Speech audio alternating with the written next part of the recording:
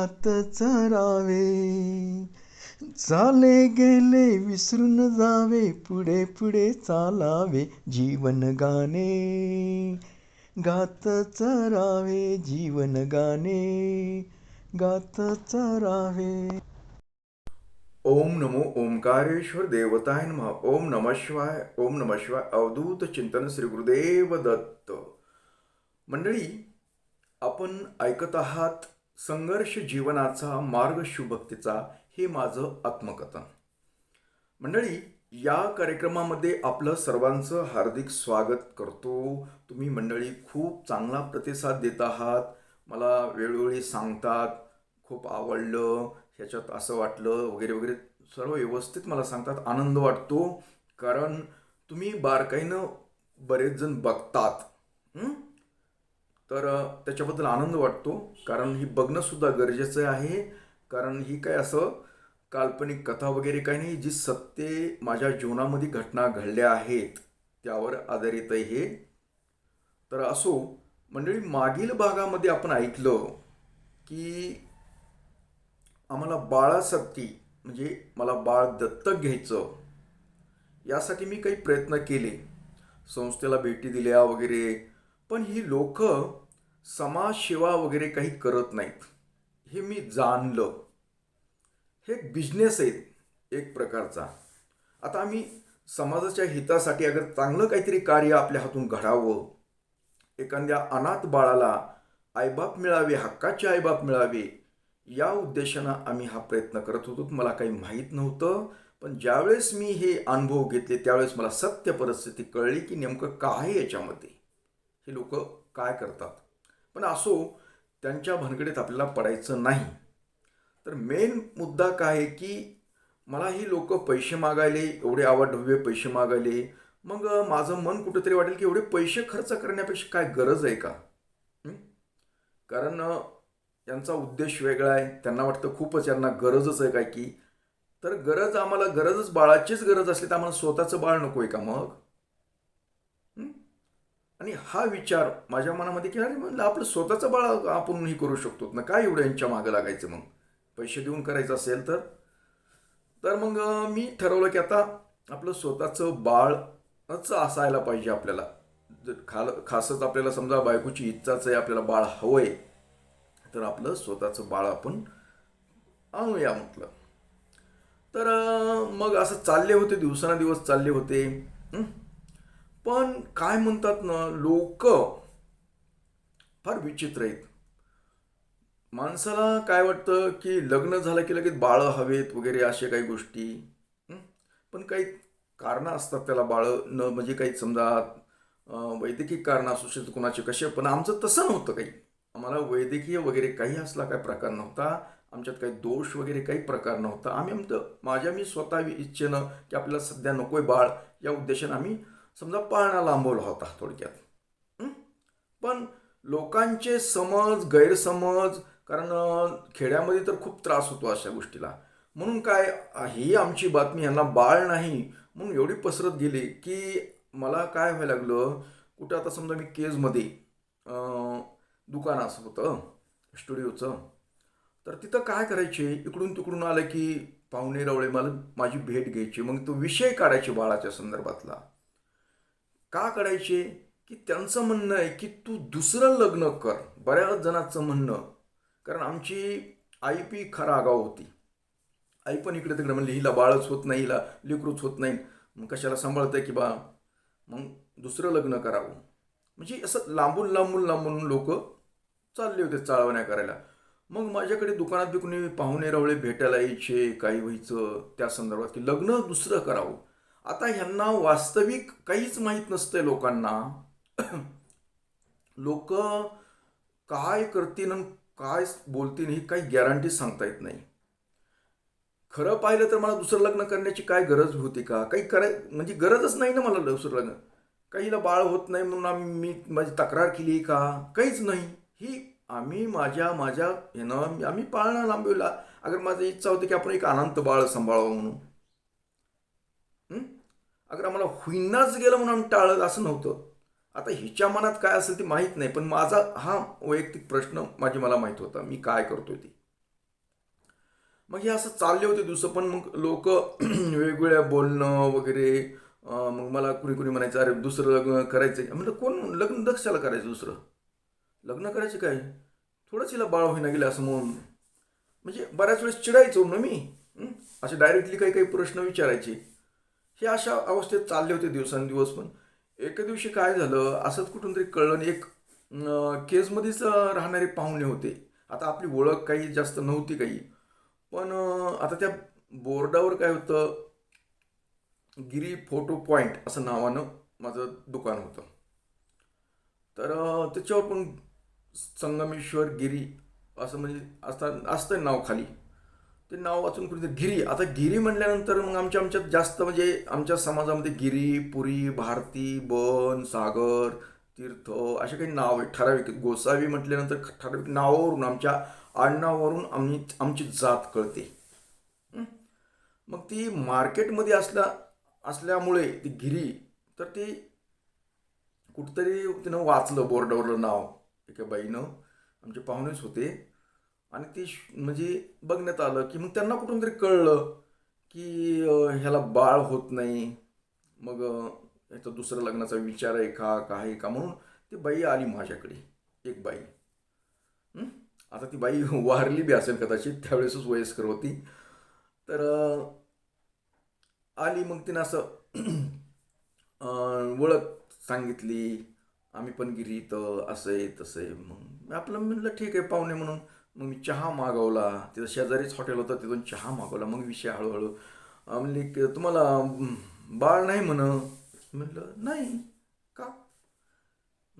मग एवढे दिवस कसं काय बाळ नाही. आता म्हणलं तसं काय, म्हणलं बाळ नाही याला एवढे दिवस कुठं झाले, म्हणलं 2-4 वर्ष तर झाले म्हणलं. मग एवढं दिवस तर का लगे असाय पाहिजे न मग. आता हे म्हणले काय विषय, डोकं दुखीला आली म्हणलं ही. मी आपलं ऐकून घेतलं, आपलं वयस्कर होते म्हणून आपलं म्हणलं नाही तसं काय नाही. म्हटलं आपली परिस्थिती नाही किंवा बाळ सांभाळायसारखी आता सध्या, म्हणून आपण टाळलंय म्हणलं असं तसं. नाही पण मग काय नसलं होत तर मग दुसरं लग्न करावं की, डायरेक्टच म्हणली ती बाई. म्हणलं तसं दुसऱ्या लग्नाचं माझे कधी डोक्यात बी आलं नाही ना हो म्हणलं.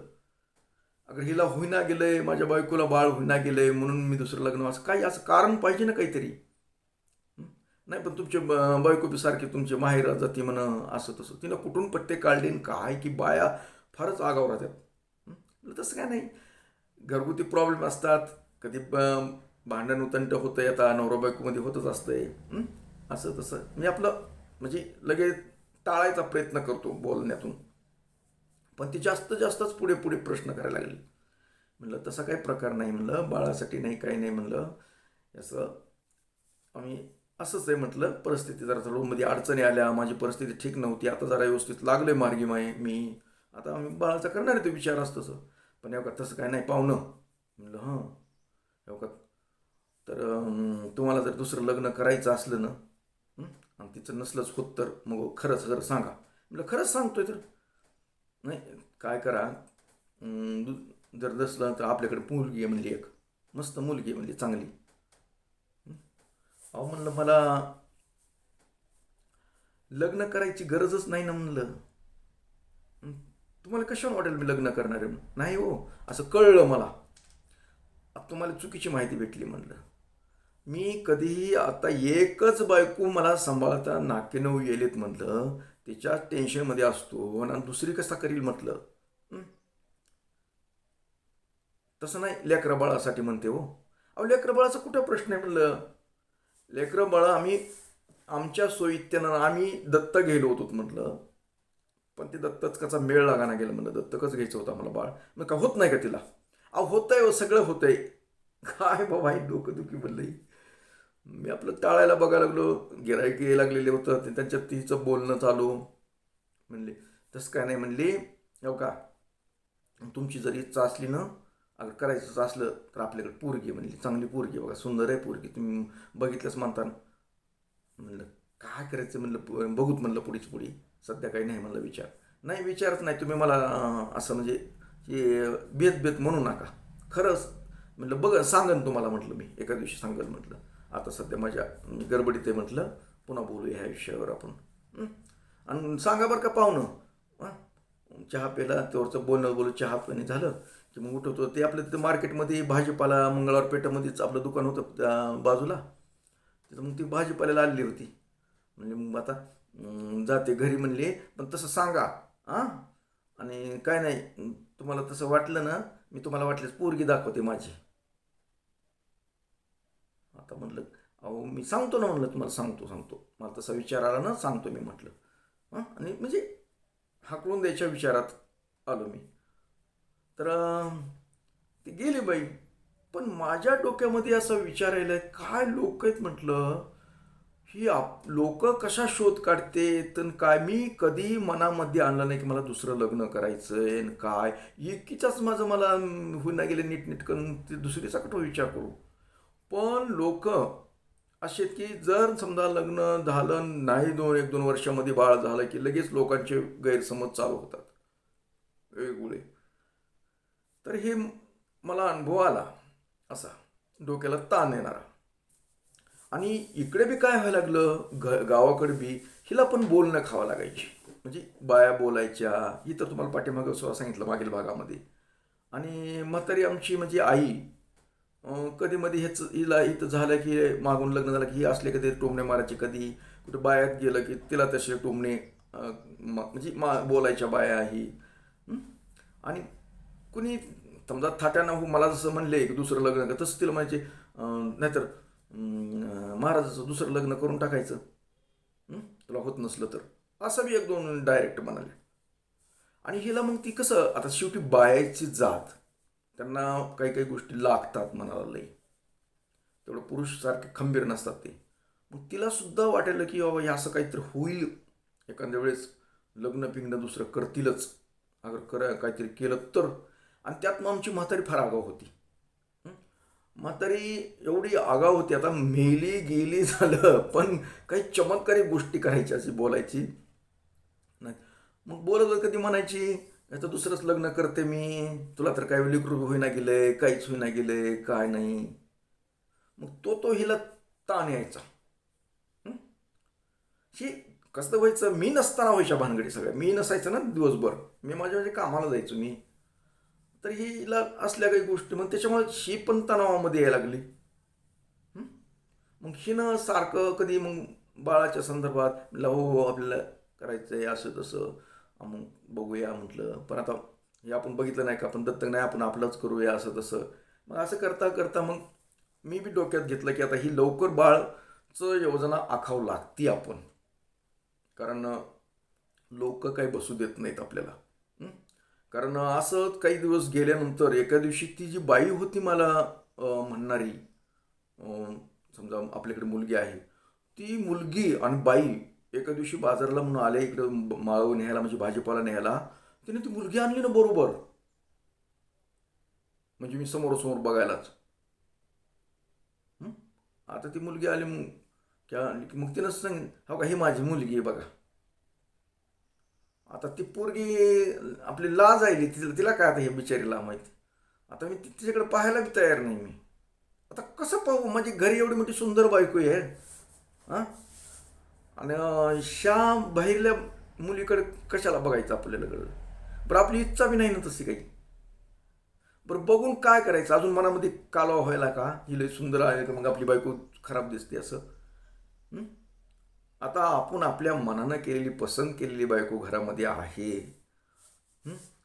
ते असताना आपण बाहेर कशाला ते दुसऱ्या मुलीच्या अजून भानगडीत पडायचं. पण काही गरजच नाही ना या गोष्टी करायची. मग म्हणली कशी वाटते मुलगी ती, म्हणजे तिची आई म्हणते. म्हणजे चांगली सुंदर आहे ना म्हटलं. आता काय म्हणू, काय खराब म्हणू का. नाही होती मुलगी बी चांगली, त्याच्याबद्दल नाही, पण माझ्या ज्या बायकोसारखी थोडीच होती मुलगी तेवढी सुंदर. मला आवडणारी जसं बायको जशी सुंदर आहे एवढी, म्हणजे मला आवडणारी तशी एवढी काय मुलगी नव्हती एवढी काय. आणि परत ती गरजच काय आपल्याला मुलगी बघायची, विशेष म्हणजे ही सुंदर असो, तिच्यापेक्षा 10 पटीनं असो सुंदर, पण आपलं गरज काय, आपल्याला लग्नच करायचं नाही आता तिच्याबरोबर लग्न बी करायचं नाही, तर मग बघायचं का. हां आपल्याला ही गोष्ट नको आहे, समजा एखाद्या आपण मार्केटमध्ये गेलो आणि आपल्याला काही खरेदी करायचीच नसेल तर ते बघण्याची तर नाही नाही, बघून तर घ्या म्हणत नाही काय, बघायला काय अडचण नाही. आपण बघायला काय अडचण काय, म्हणजे आपल्याला घ्यायचीच नसल्यास बघायचं का? हं? म्हणजे हे बघितल्यानंतर अजून मनामध्ये द्वेष निर्माण व्हायला, घरच्याबद्दल मत वेगळं व्हायला तयार. हं? म्हणलं चांगली सुंदर आहे, सुंदर आहे. नाही मग तुमचा काय विचार आहे काय नाही, हो का म्हणलं. ताई मला सांगतो म्हटलं, माझा विचार सध्या काहीच नाही म्हटलं. माझा तसा काही लग्नाचा काही विचार नाही, काही नाही. तुम्हाला त्या दिवशी सांगितलं ना तसं, म्हणजे बाळाचा आणि बाळासाठी लग्न मला दुसरं करायचं काही नाही हो, मनात सुद्धा नाही माझ्या.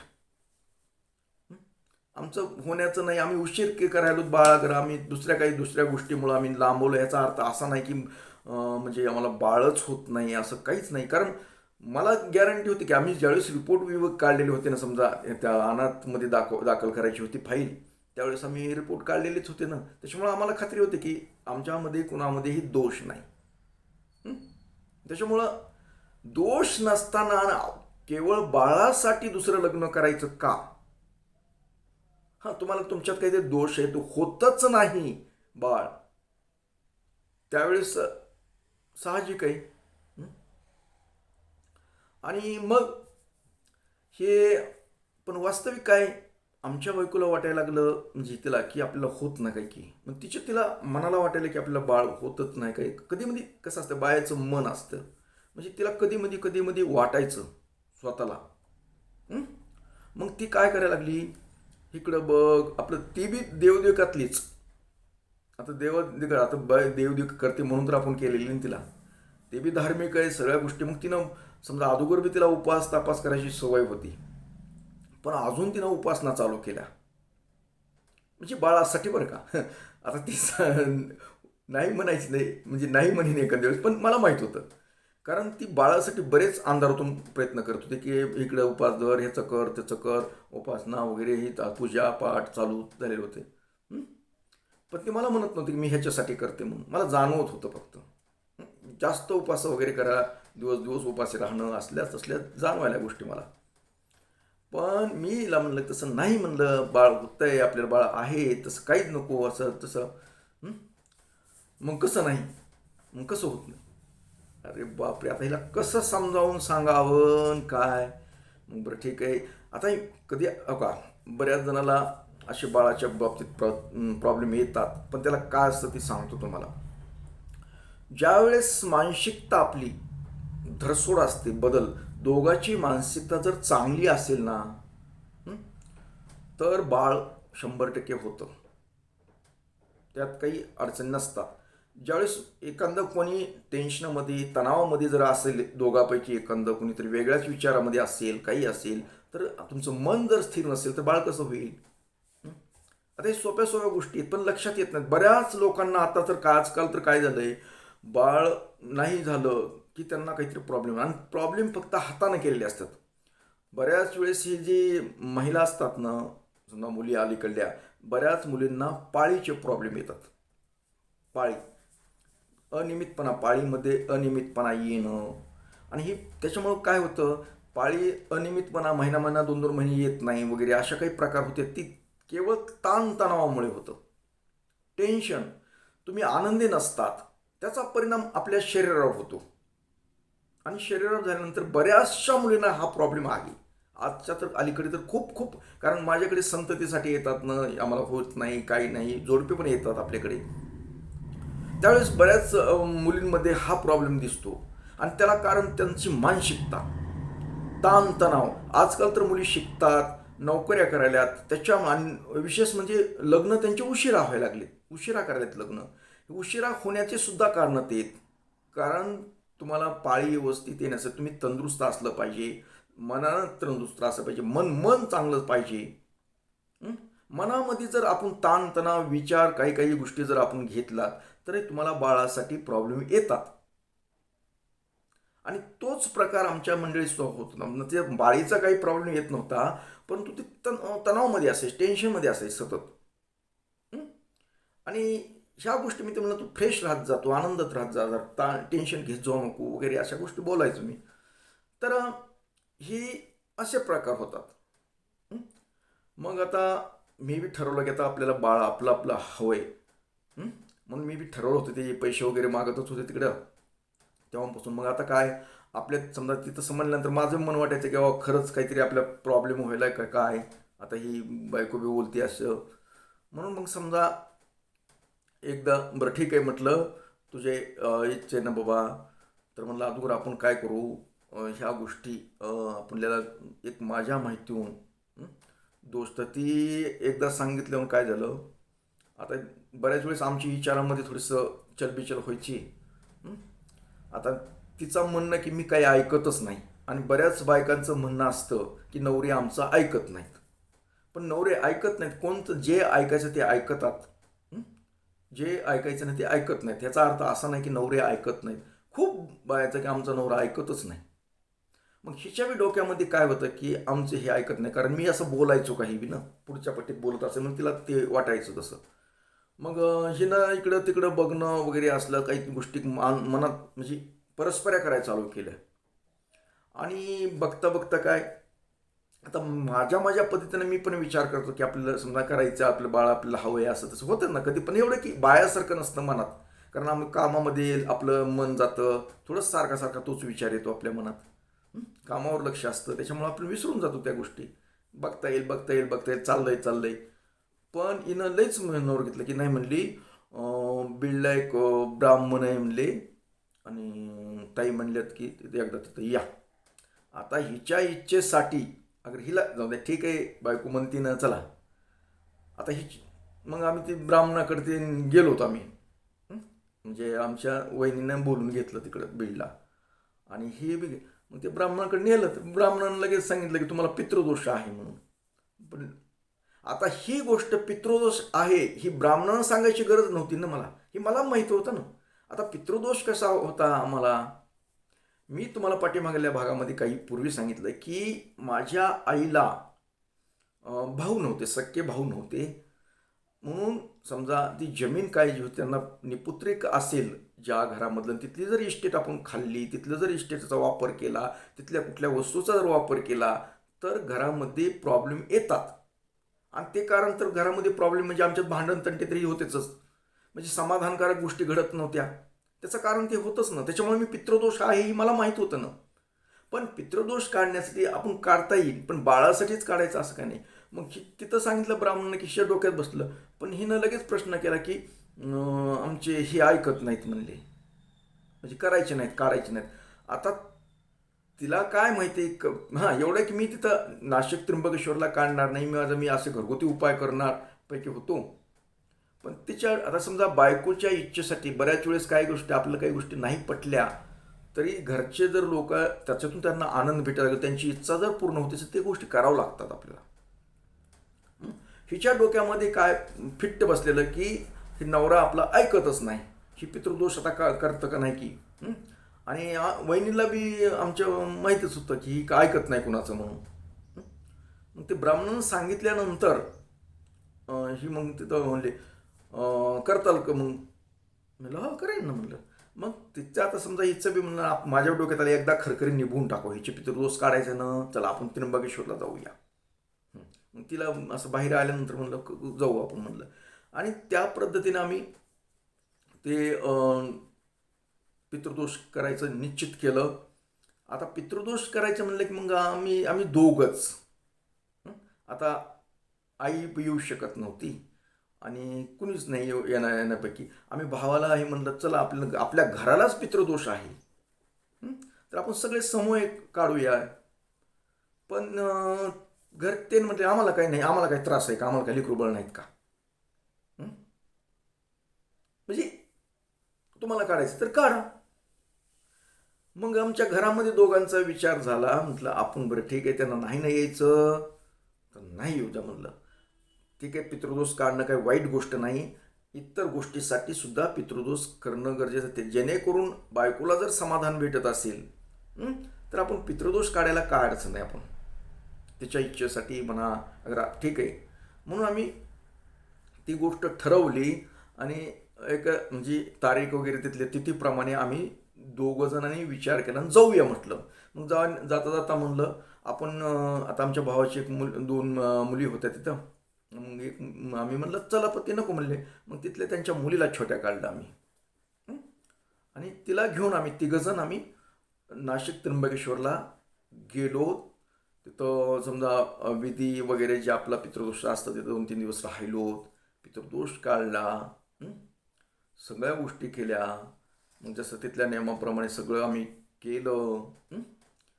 आणि तिथं बी समजा ब्राह्मण चांगला म्हणत त्यांनी सांगितलं की त्यामुळे केलं की बाळासाठीच तुम्ही असं आहे तर तुम्हाला बाळ 100% होतंय. हां, फक्त बाळा पुन्हा तुम्ही एकदा बाळाच्या हाताने एकदा पितृदोष करा, अगर दर्शनाला आणा इथं त्र्यंबकेश्वरला. असं तो बोलला. समजा आम्ही शेवटी आम्ही पितृदोष वगैरे 2-3 दिवस राहिल्यानंतर परत जायच्या वेळेस आम्ही दक्षिणा वगैरे सगळं दिल्यानंतर तो बोलला. आता हिला आनंद झाला समजा की बाबा आता ही मला अगोदर बी बाळ आपल्याला होतंय, आपल्या हस्तरेषा मला कळत्यात, तिच्या हस्तरेषा बघितलेला माणूस मी. बाळ नाही होत असा कुठं प्रकार आहे, काही प्रॉब्लेम नाही. पण बायाच्या मनामध्ये लय शंका असतात.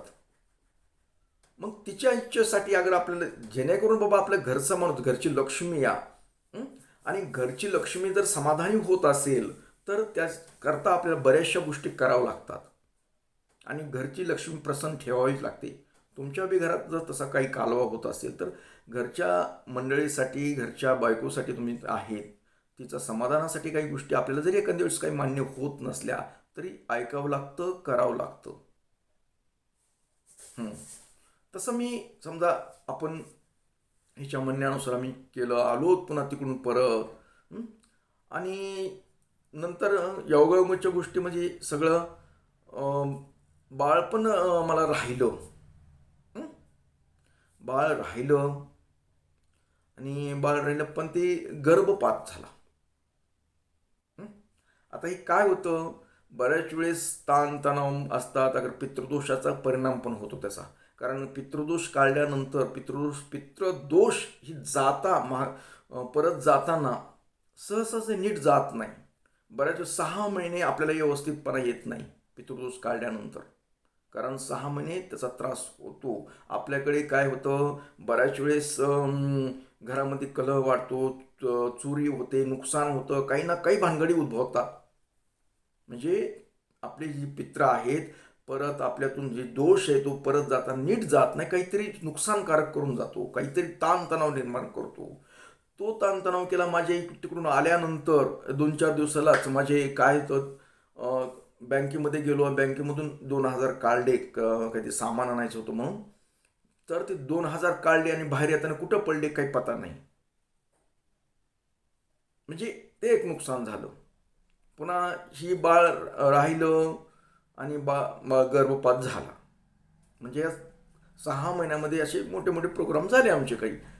तर ही आम्हाला ही गोष्ट कळत होती मला की बाबा ही पितृदोष. मग तिला वाटायचं की पितृदोष काढला की मग आपल्याला कसं नीट होईना गेले.